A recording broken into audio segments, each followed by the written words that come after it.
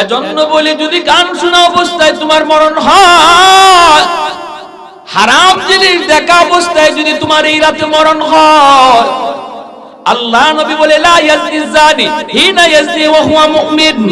নবী কয় হারাম কাজে লিপ্ত থাকা অবস্থায় যদি কারো মরণ হয়, ওই অবস্থায় ঈমান তার সাথে থাকে না। চুরি করা অবস্থায় ঈমান সাথে থাকে না। জিনা করা অবস্থায় ঈমান সাথে থাকে না। মদ খাওয়া অবস্থায় তার ঈমান সাথে না। গান শোনা অবস্থায় তার ঈমান সাথে থাকে না। ওই অবস্থায় যদি মালাকুল মউতের সাথে তোমার আমার সাক্ষাৎ হয়, বলো দেখি ঈমান তো তোমার সাথে গেল না। মুসলমানের ঘরে জন্ম নেওয়ার পরও তোমার ঈমান সাথে গেল না রে যুবক। চোখের সামনে কত যুবক কবরে চলে গেল, লেখাপড়ার সাথে কবরে চলে গেল, খেলাধুলার সাথে কবরে শুয়ে রইল। আজকে একটু তাকা।